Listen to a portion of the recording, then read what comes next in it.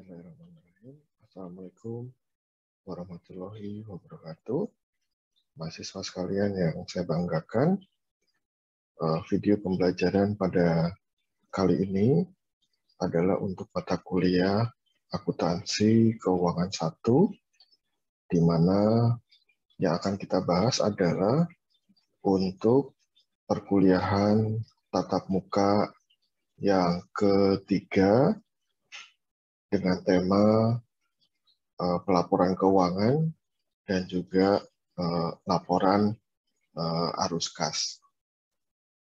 Pada perkuliahan yang ketiga ini, video pembelajaran akan terbagi menjadi 2, karena memang ada 2 pokok bahasan yang akan dibahas secara garis besar, yaitu Statement of Financial Position dan juga Statement of Cash Flow. Jadi secara intinya nanti ada dua hal, yaitu yang pertama video untuk Statement of Financial Position dan video yang kedua untuk Statement of Cash Flow. Setelah perkuliahan tatap muka yang ketiga ini, maka ada tujuan pembelajaran yang ingin dicapai. Jadi yang pertama ini, bahwa setelah kita mempelajari materi ini, maka diharapkan mahasiswa ini dapat menjelaskan tentang bagaimana kegunaan dari laporan posisi keuangan, bagaimana keterbatasannya, dan apa saja isi dari laporan posisi keuangan. Kemudian yang kedua adalah diharapkan mahasiswa nanti mampu menyusun laporan posisi keuangan yang sudah terklasifikasi sesuai dengan akunnya.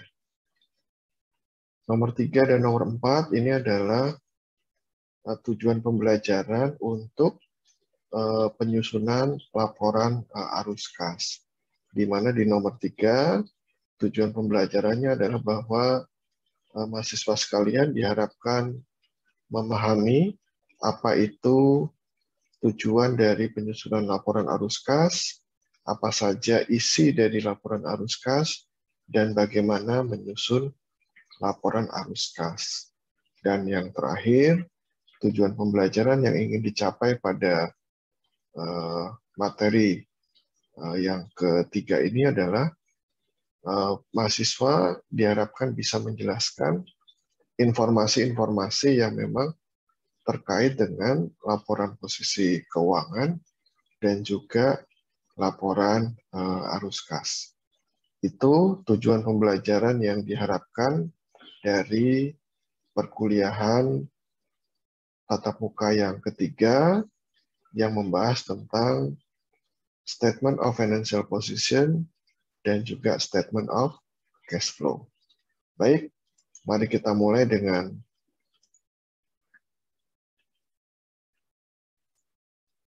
slide yang pertama. Slide yang pertama ini adalah bagaimana struktur dari bab ini, ya. Di mana di bab ini nanti tadi sudah disampaikan ada 4 tujuan pembelajaran. Jadi yang 2 tujuan pembelajaran itu adalah terkait dengan laporan posisi keuangan yang ini, dan yang 2 lagi itu adalah terkait dengan laporan arus kas dan juga informasi-informasi tambahan, termasuk di sana adalah catatan atas laporan keuangan dan bagaimana teknik dalam membuat suatu pengungkapan laporan keuangan. Sekali lagi, mahasiswa sekalian, video pembelajaran pada perkuliahan yang ketiga ini akan terbagi menjadi 2 video. Ya, jadi nanti mahasiswa setelah menyimak video yang pertama, silakan nanti dilanjutkan dengan video yang kedua terkait dengan cash flow dan informasi tambahan lainnya.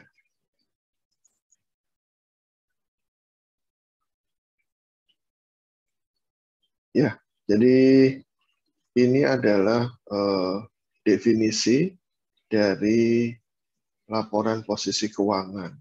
Kalau dulu kita mendengarnya atau menyebutnya itu adalah balance sheet atau neraca, di mana laporan posisi keuangan atau neraca ini nanti akan melaporkan bagaimana kondisi aset perusahaan, kewajiban perusahaan, dan ekuitas perusahaan pada tanggal yang spesifik. Ya, jadi periodenya nanti akan disampaikan secara spesifik. Yang kedua, di dalam laporan posisi keuangan, ini nanti akan dijelaskan atau diberikan informasi terkait dengan sumber daya apa saja yang dimiliki oleh perusahaan. Apa kewajiban-kewajiban perusahaan terhadap kreditor, dan berapa jumlah ekuitas yang dimiliki oleh perusahaan.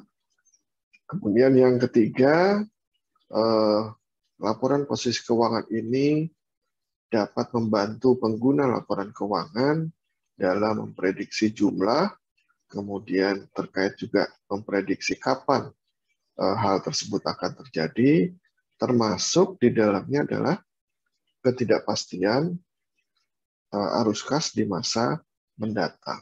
Jadi yang nomor 3 ini sifatnya adalah memprediksi, ya, itu kegunaan dari laporan arus kas.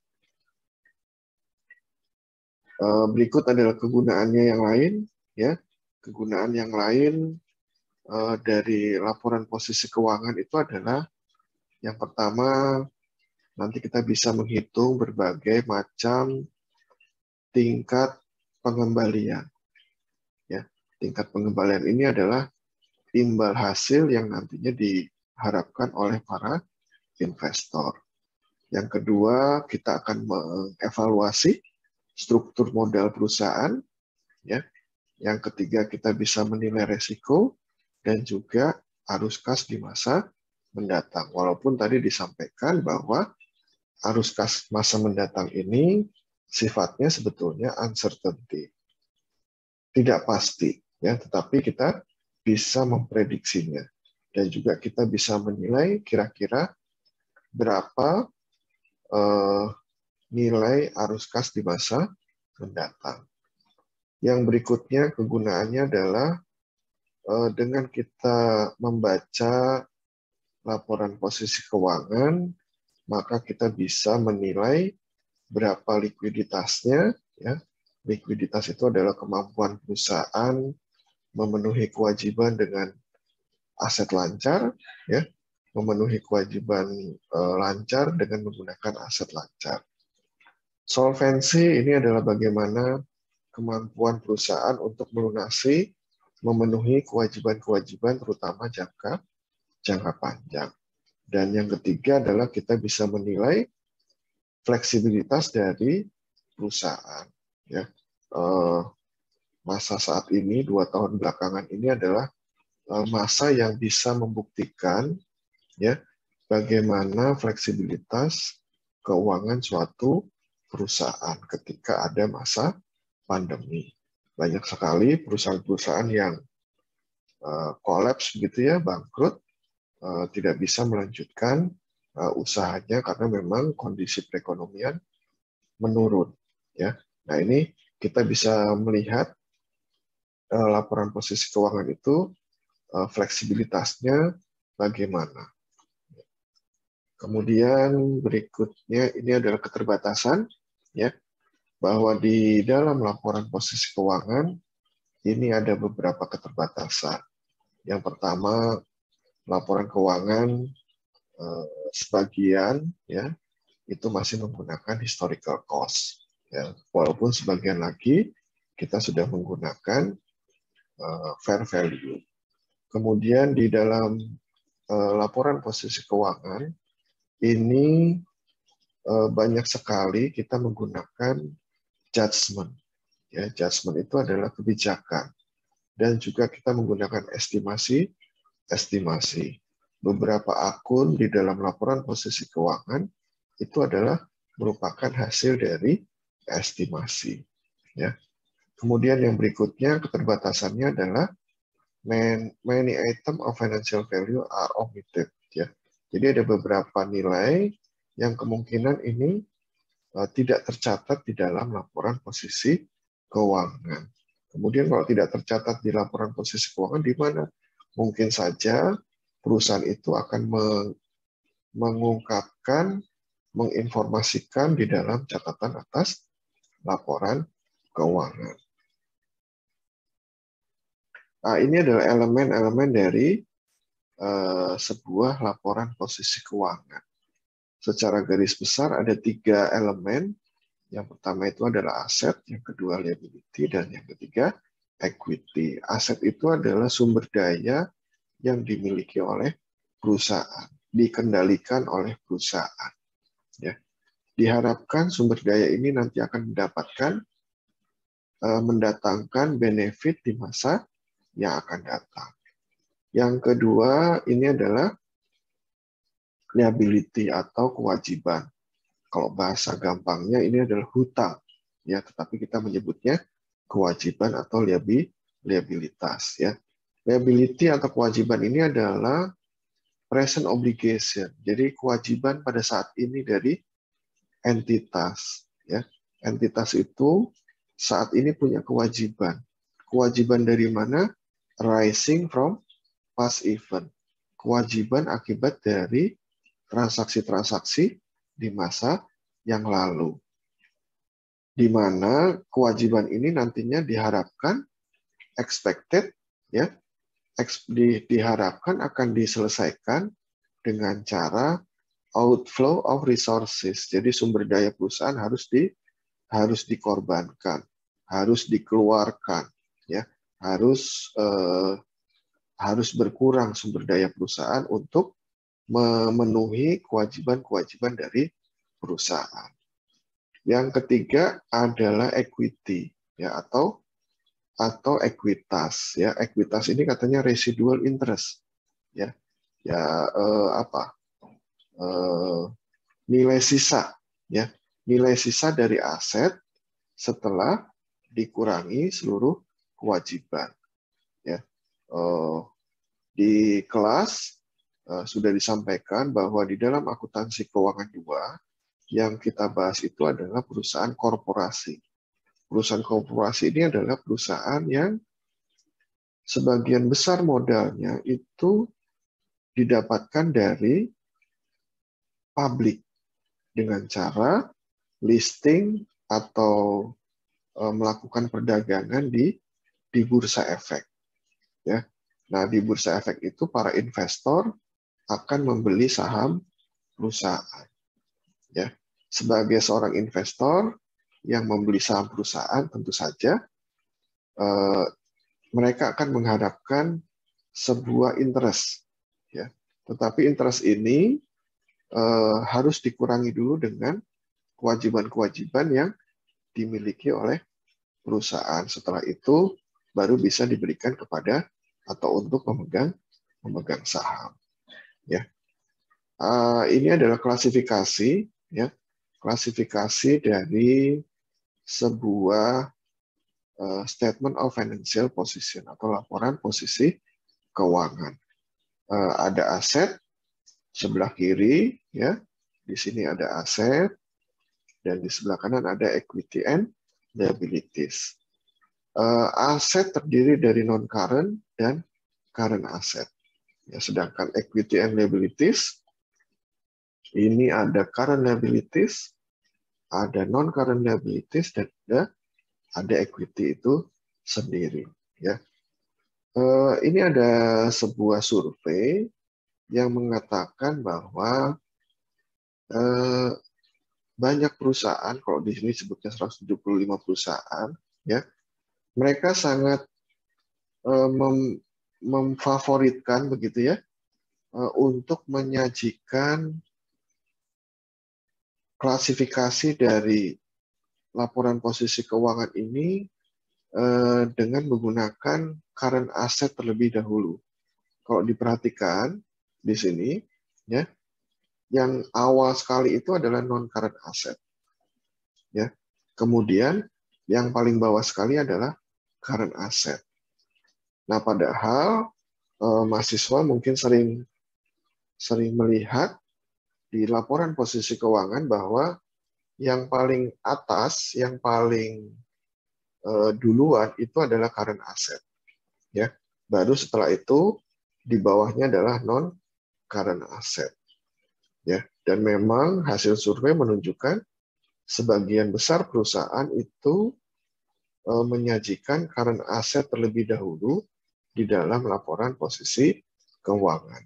Begitu juga dengan equity dan liabilities. Biasanya current liabilities, non-current, kemudian equity. Ya.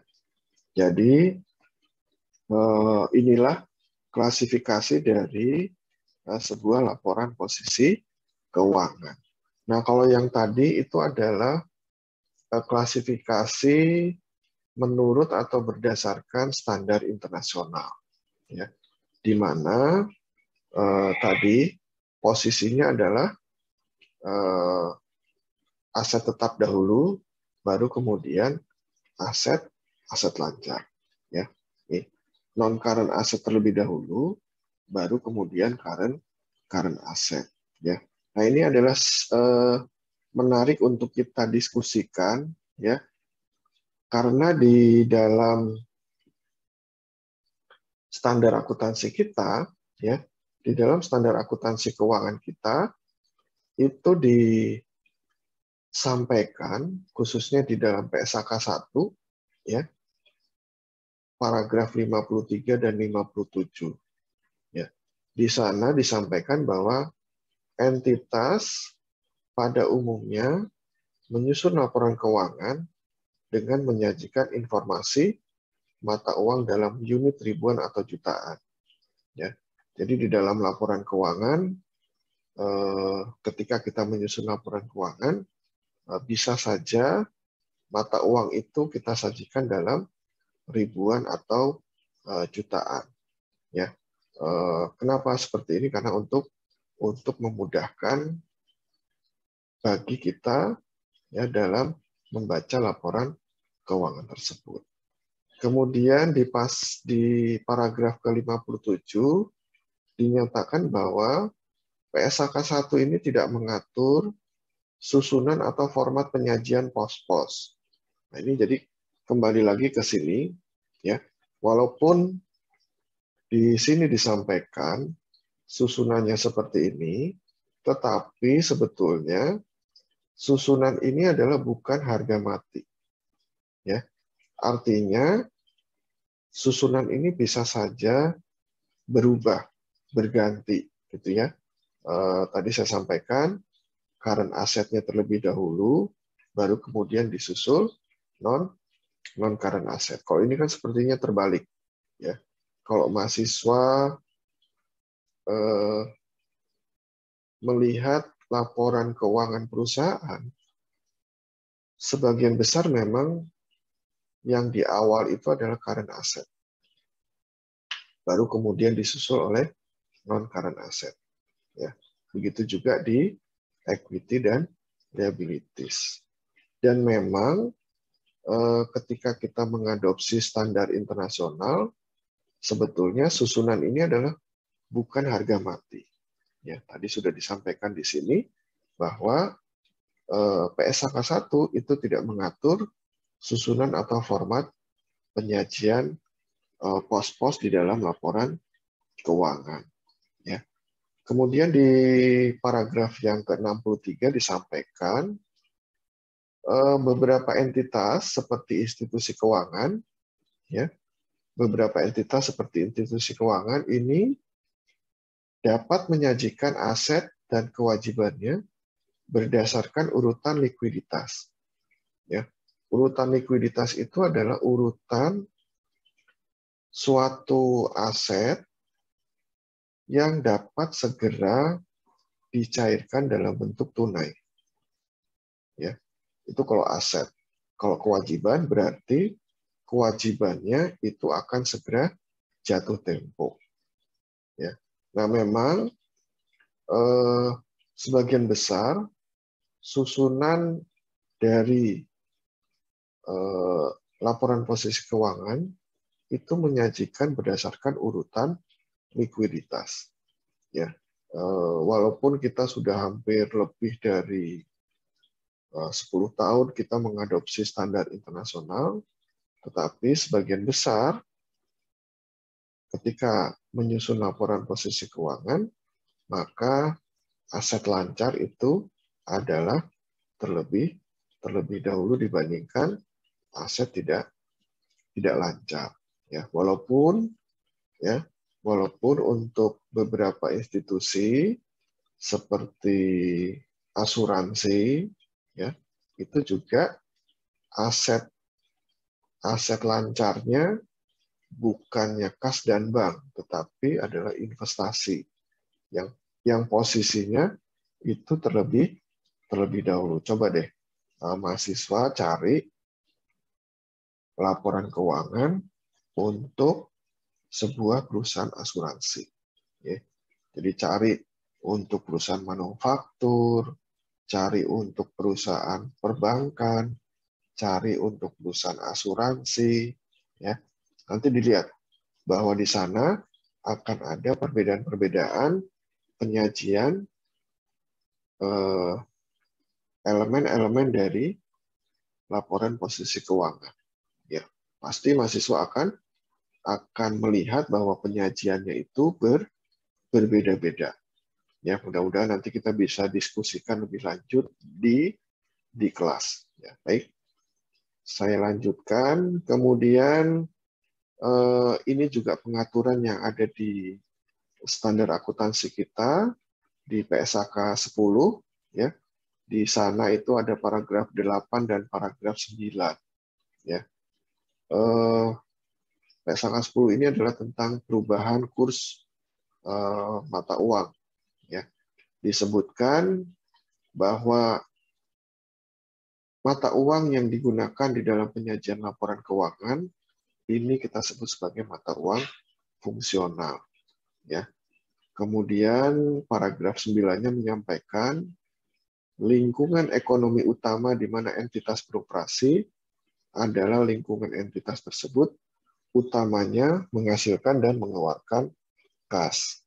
Jadi di slide ini saya ingin menyampaikan bahwa ketika nanti mahasiswa ingin menyusun laporan keuangan, laporan posisi keuangan, maka mata uang fungsionalnya adalah mata uang yang merupakan lingkungan ekonomi utama dari perusahaan tersebut.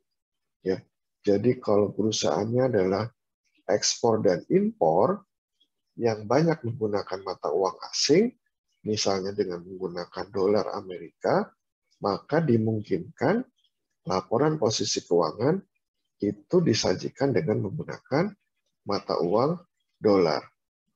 Ya, jadi tidak harus dengan mata uang rupiah. Ya, ini dilihat dari lingkungan ekonomi utama di mana entitas beroperasi. Ya, nah ini mudah-mudahan bisa menambah pengetahuan kita terkait dengan mata uang yang disajikan di dalam laporan posisi keuangan. Ya, nah, ini adalah elemen-elemen dari non-current asset. Ya, jadi kalau kita bahasakan ini menjadi aset tidak lancar atau aset tetap. Ya, aset tetap ini terdiri dari yang pertama adalah investasi jangka panjang, kemudian ada property, plant and equipment (PPE), kemudian ada intangible asset dan ada aset lain-lain. Nanti di akhir slide itu kita sajikan secara penuh bagaimana komposisi dari sebuah laporan posisi keuangan. Ya. Nah ini ada beberapa jenis investasi jangka panjang yang merupakan bagian dari non-current asset. Ya. Ada securities atau surat berharga.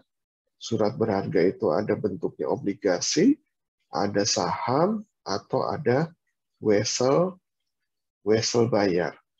Ya. Kemudian ada tangible asset. Ya.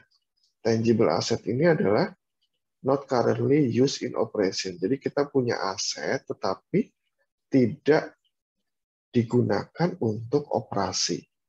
Contohnya adalah tanah.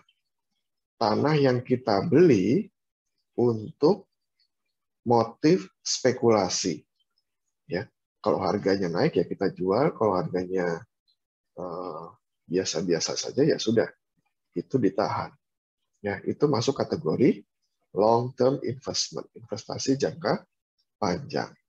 Kemudian yang masuk kategori investasi jangka panjang lainnya adalah special fund, ya, dana-dana khusus, sinking fund, pension fund, or plan expansion fund. Jadi perusahaan itu mencadangkan atau menyisihkan sebagian dananya.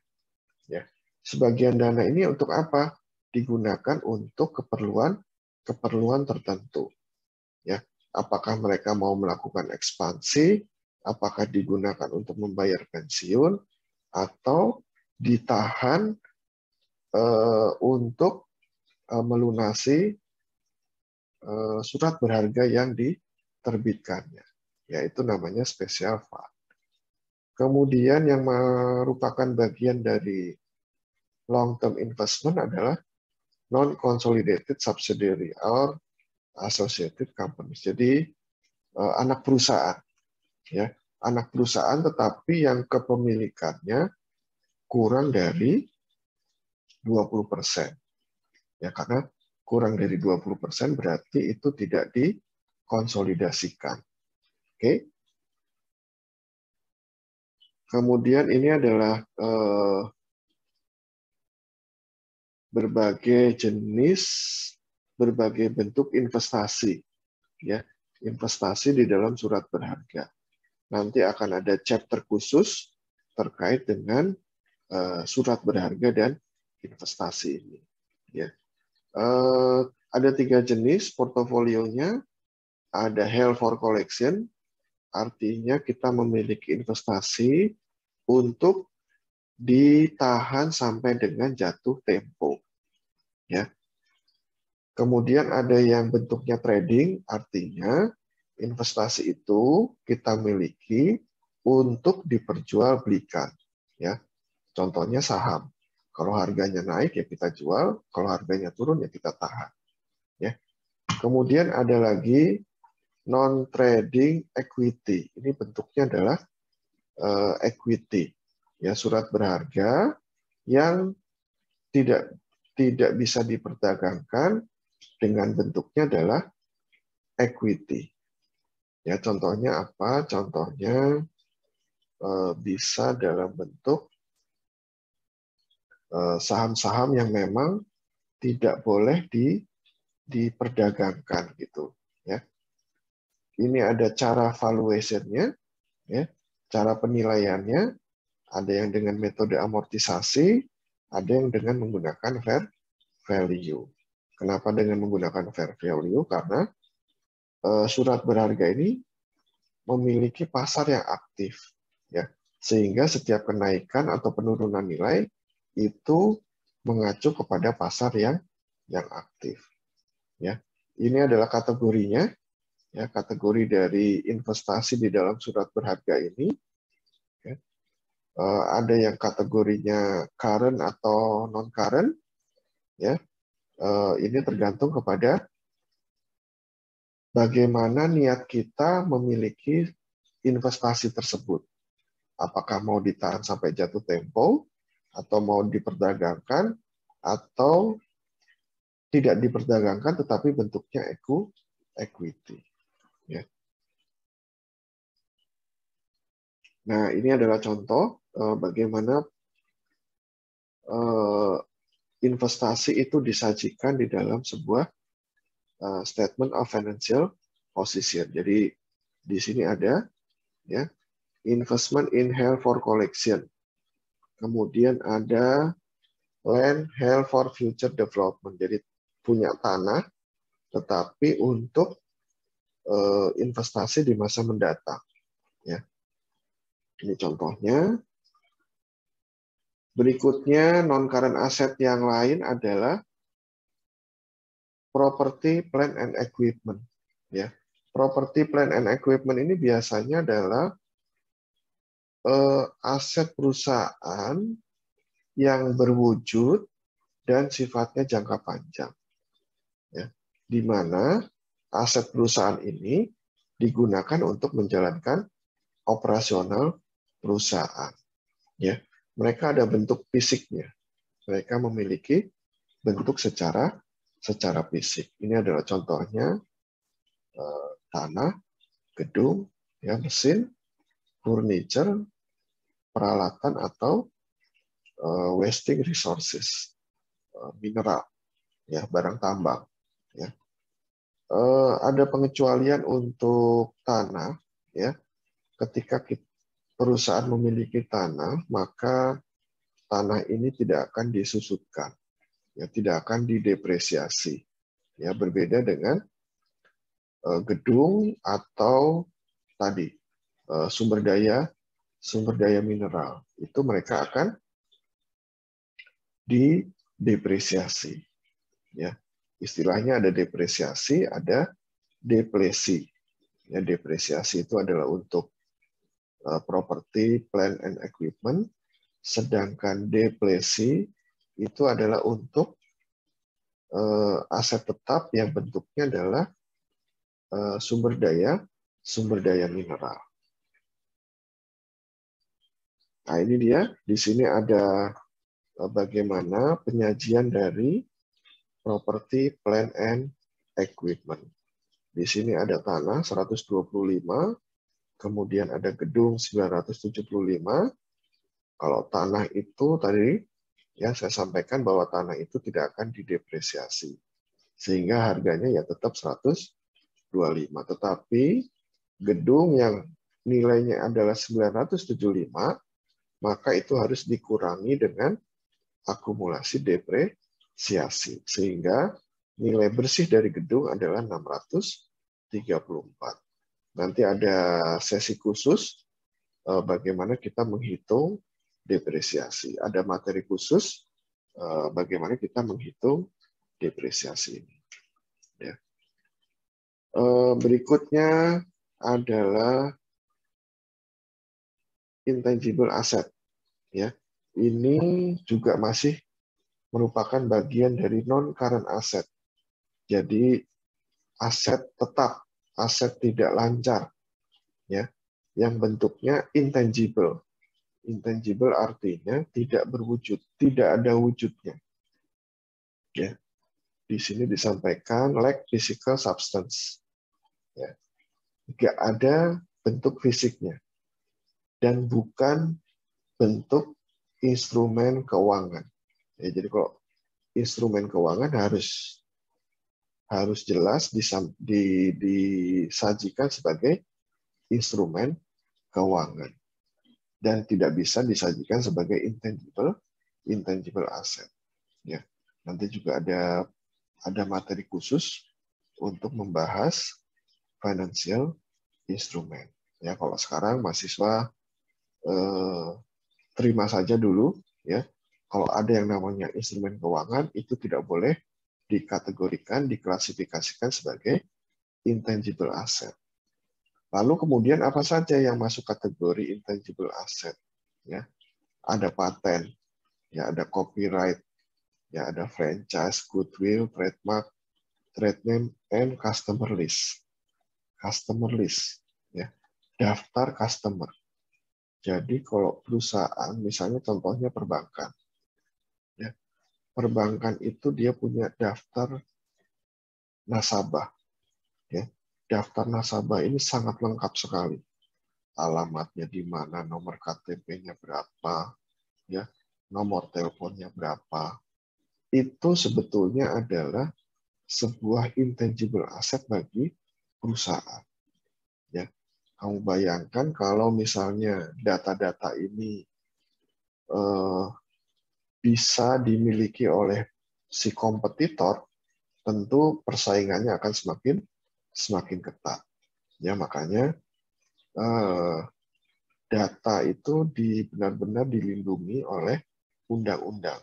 Ya, karena ini salah satunya sebetulnya daftar customer kita, daftar pelanggan kita itu adalah sebuah intangible asset bagi perusahaan. Ya. Amortize limited life intangible asset over their useful life. Jadi intangible asset yang memiliki masa manfaat atau masa umur itu harus kita amortisasi. Kalau tadi aset tetap itu adalah didepresiasi, disusutkan, maka untuk intangible asset istilahnya adalah diamortisasi. Ini adalah untuk intangible asset yang memiliki masa manfaat. Ya, misalnya hak cipta. Hak cipta itu memiliki masa manfaat periode tertentu. Ya, setelah itu orang boleh meniru, ya, meniru hak cipta orang yang lain tadi. Ya. Kemudian kalau dia tidak memiliki masa manfaat, ya, intangible asset yang tidak memiliki masa manfaat, maka secara periodik mereka harus dilakukan uji penurunan nilai, ya, atau impairment. Impairment ini adalah uji penurunan nilai. Jadi mereka harus diuji apakah nilainya itu kurang dari atau lebih dari nilai wajar saat ini. Ya, jadi ini ada penilaian secara periodik kalau intangible asetnya itu adalah masanya tidak terbatas. Artinya sepanjang masa begitu ya. Tetapi nilainya harus kita uji apakah terjadi penurunan nilai atau tidak. Ya. Ini adalah contoh bagaimana penyajian dari intangible asset. Ya. Ada capitalized development cost, ada goodwill, dan ada others. Ya. Nah ini di sini. Ya, di sini ada goodwill, ada development cost, dan ada yang lain-lain. Yang terakhir dari non-current asset itu adalah yang kita sebut sebagai aset lainnya. Ya. Jadi sebetulnya di bagian aset, klasifikasi dari aset itu ada aset lancar, ada aset tidak lancar atau aset tetap, dan ada yang ketiga itu adalah other asset. Ya. Untuk other asset ini bisa bervariasi. Jadi yang tidak termasuk kepada aset lancar dan aset tidak lancar, maka dikategorikan sebagai aset lainnya. Ya. Ada long term prepaid, ada non current receivable, ada aset in special fund, dan ada property held for sale. Ya. Kemudian ada lagi restricted cash. Restricted cash ini artinya uang tunai yang penggunaannya dibatasi. Ya, jadi nggak boleh sembarangan menggunakan uang ini. Ya, contoh gampangnya kalau kita misalnya setiap hari, gitu ya, setiap hari ke kampus, kemudian menggunakan kendaraan umum, maka ketika kita diberikan uang jajan oleh orang tua kita, 50.000 satu hari, ya, maka yang 30.000 itu adalah restricted cash. Karena itu digunakan untuk membayar angkutan umum. Tidak boleh kamu jajanin. Kalau kamu jajanin, nanti kamu pulangnya harus jalan kaki. Ya, nah itu gambaran dari restricted cash. Ya. ini ya. Kalau ini adalah current asset ya. Jadi tadi saya sebutkan ada 3 bagian, current asset, non current asset, dan other asset atau aset lain-lain. Ya, mudah-mudahan mahasiswa tidak bingung ya bahwa di bagian aset itu sekali lagi ada 3. Yang pertama aset lancar atau bahasa Inggrisnya adalah current asset. Yang kedua, aset tidak lancar atau aset tetap atau non-current asset. Yang ketiga adalah aset lainnya atau other asset. Ya, kalau di PowerPoint ini terbalik-balik gitu ya. Tapi biasanya kita menyebutnya current asset dulu, setelah itu non-current asset, setelah itu baru aset lainnya. Ya. Yang termasuk current asset ini adalah cash dan other asset lainnya yang bisa dikonversi, ya, yang diharapkan bisa dikonversi menjadi uang tunai, bisa dijual atau digunakan kurang dari 1 tahun atau kurang dari 1 periode siklus akuntansi. Ya.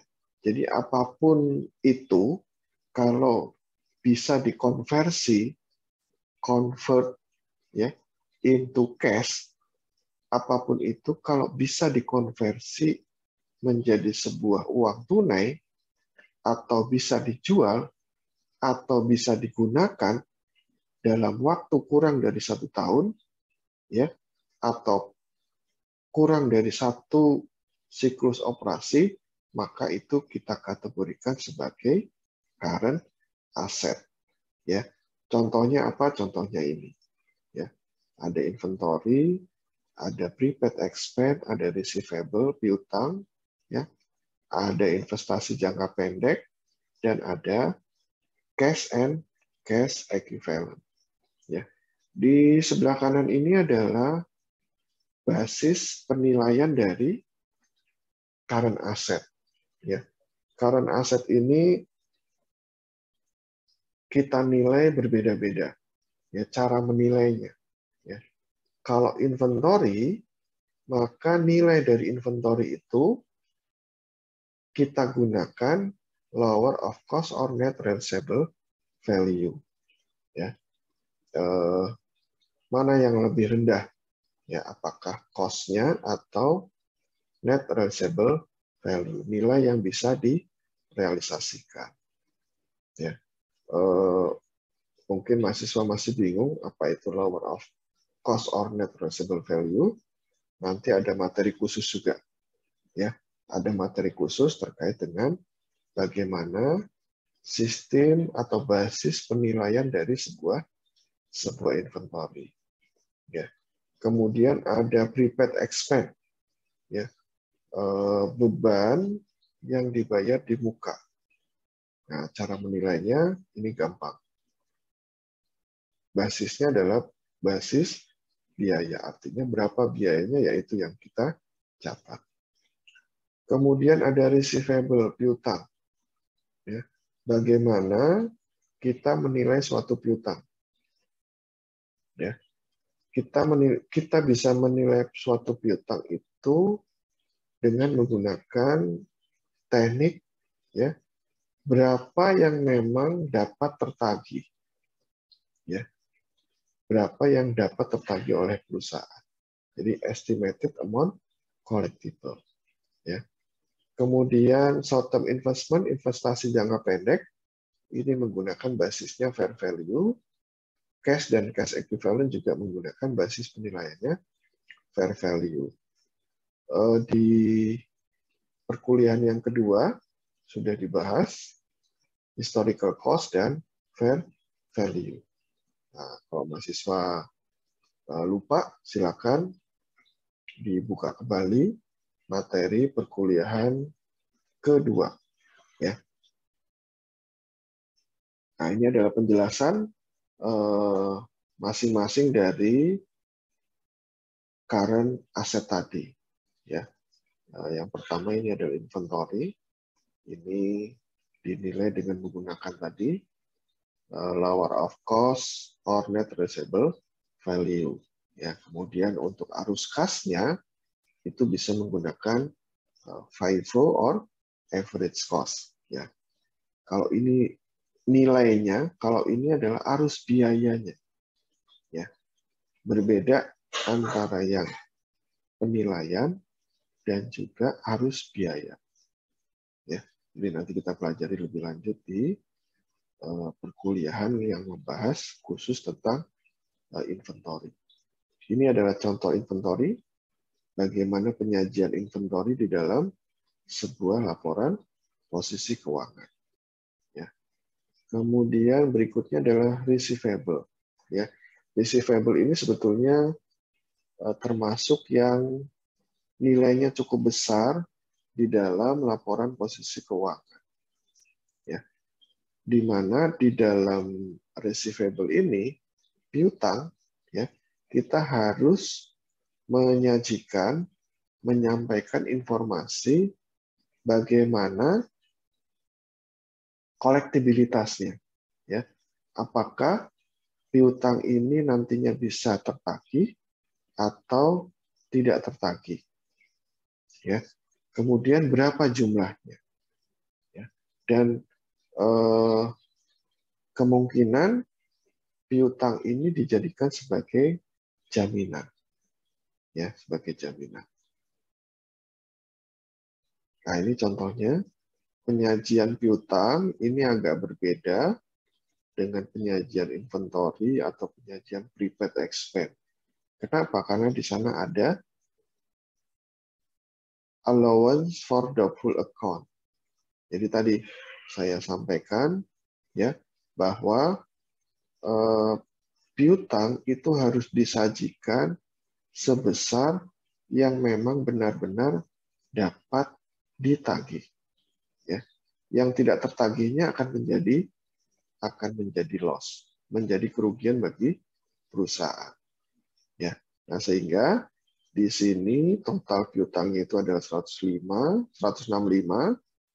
kemudian ada penyisihannya yang tidak tertagih 1.800. Sehingga total piutang yang kemungkinan dapat tertagih adalah 163. Ya.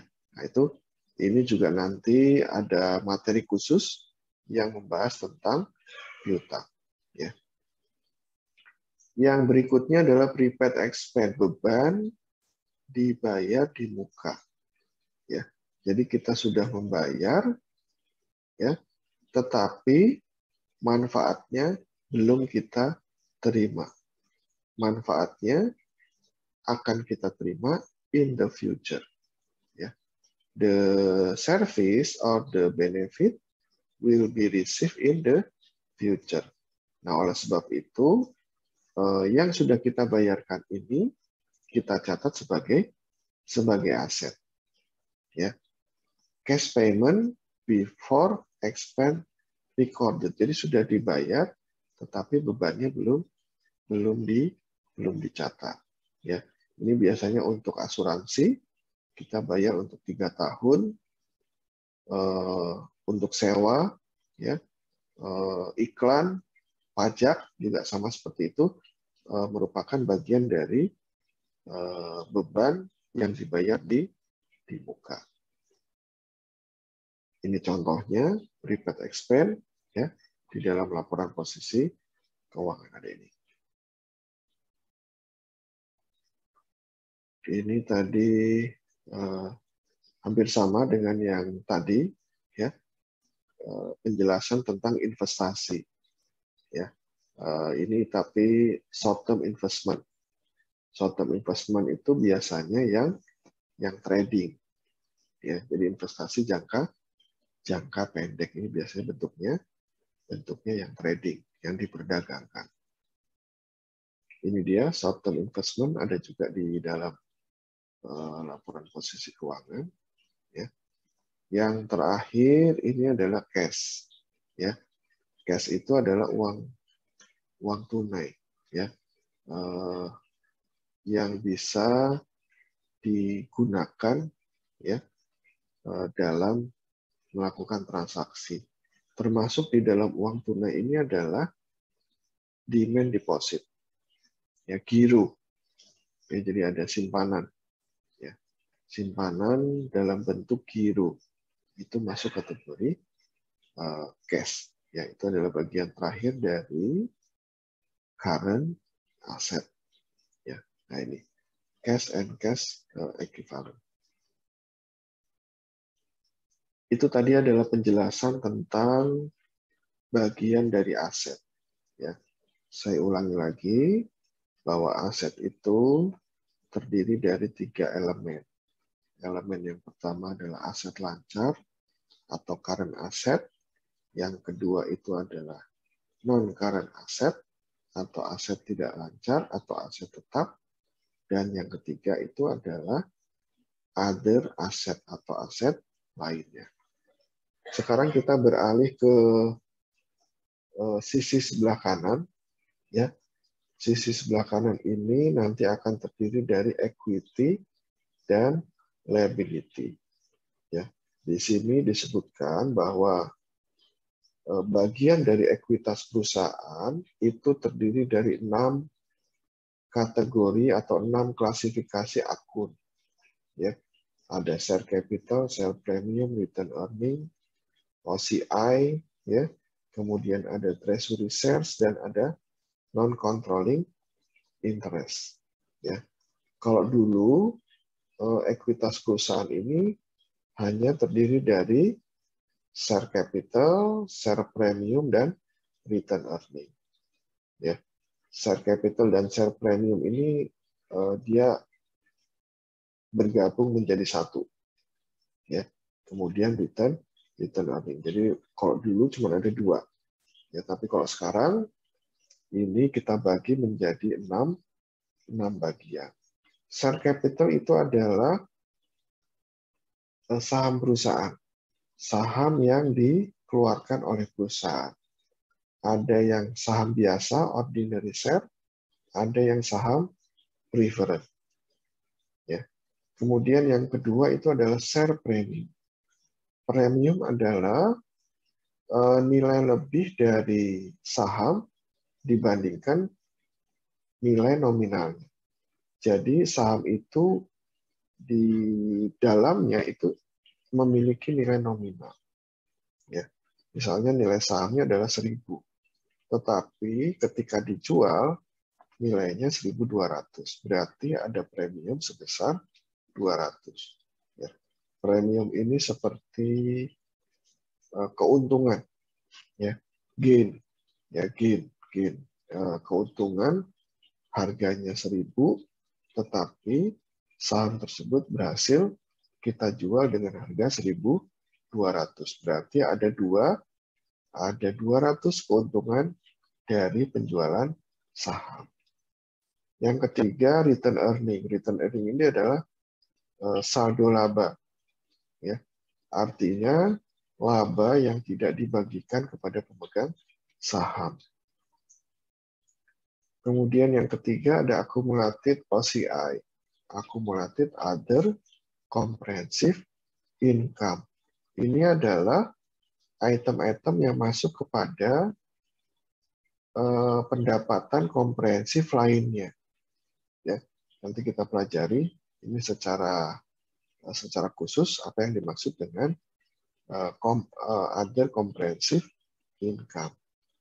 Yang kelima, treasury share. Treasury share ini saham treasury. Ya. Saham treasury itu adalah saham biasa yang dibeli kembali, repurchase. Ya. Jadi perusahaan menerbitkan saham, kemudian saham itu dibeli kembali oleh perusahaan. Ya. Treasury share ini adalah akun kontra dari bagian ekuitas. Jadi kalau yang ini menambah. Kalau yang treasury share ini adalah mengurangi dari ekuitas perusahaan. controlling interest atau minority interest. Ya, ini adalah bagian dari bagian perusahaan dari anak perusahaan. Ya.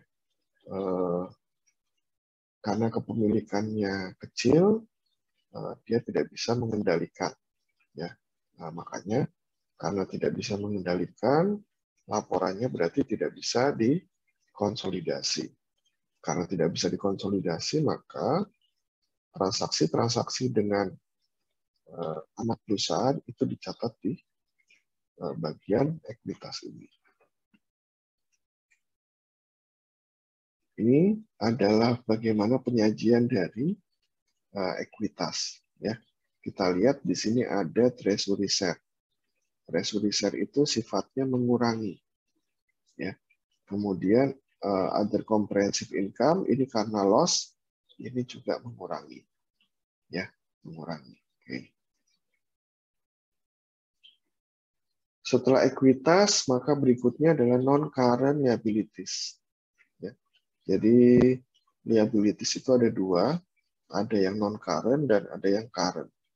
Ya, non-current artinya kewajiban tidak lancar atau kewajiban jangka panjang.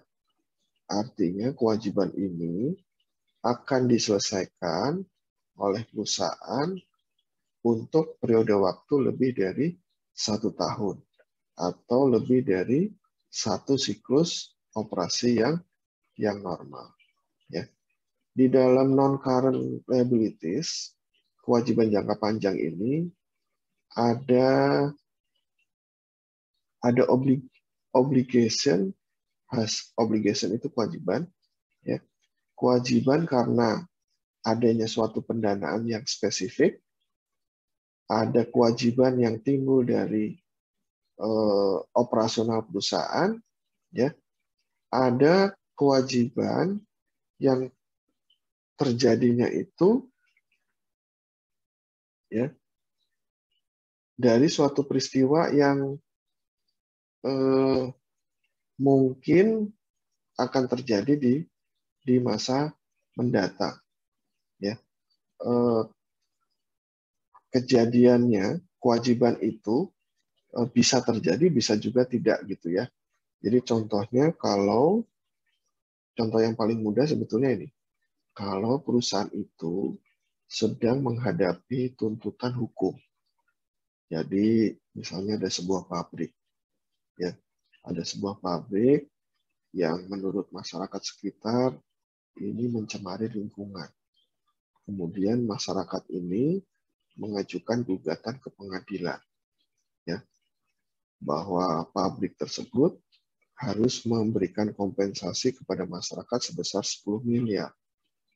Nah, 10 miliar inilah yang harus dicatat oleh perusahaan sebagai kewajiban yang sifatnya kontingensi, ya, yang bisa saja terjadi atau bisa saja tidak terjadi, tergantung nanti keputusan di masa yang akan datang. Ya, kalau misalnya pengadilan memutuskan bahwa harus bayar, ya berarti harus bayar. Tetapi kan proses pengadilan itu tidak cepat, sehingga kemungkinan akan lebih dari 1 periode akuntansi. Sehingga hal yang seperti itu dicatat sebagai non-current liabilities. Ya. Nanti ini juga ada pembahasan secara tersendiri, karena ini sangat menarik sekali ya.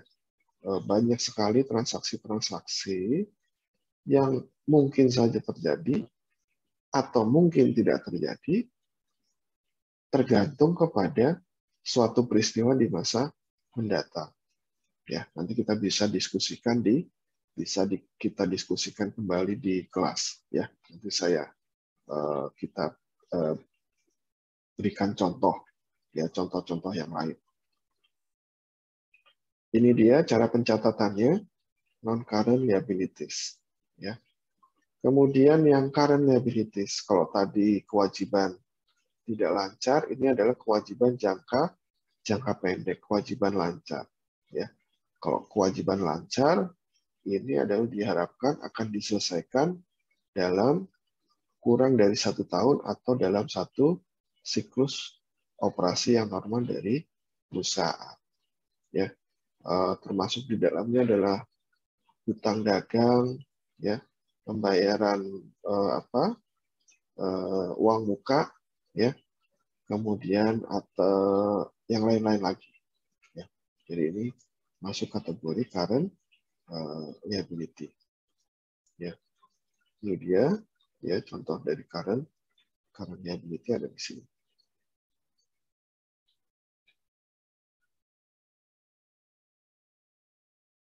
Nah, ini adalah standar internasional mengatakan bahwa tidak ada format yang khusus ketika kita menyusun laporan posisi keuangan.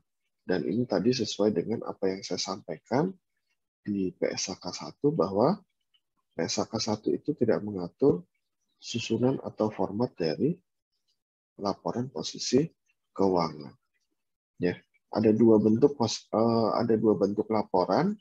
Ya, yang pertama itu adalah account form bentuk T, ya, sebelah kirinya aset dan sebelah kanannya adalah equity dan liabilities. Yang kedua itu adalah bentuk laporan, ya, bentuk laporan. Kita lihat, nah ini adalah contoh bentuk laporan, ya, contoh laporan posisi keuangan berbentuk laporan. Ya, atas dan bawah. Jadi dari atas sampai bawah itu penyajiannya seperti ini. Ya. Oke, mahasiswa sekalian, saya rasa sampai di sini dulu pembahasan untuk video perkuliahan dengan materi laporan posisi keuangan. Nanti akan kita lanjutkan dengan video perkuliahan yang ketiga dengan materi laporan arus kas. Saya tutup dengan wassalamualaikum warahmatullahi wabarakatuh.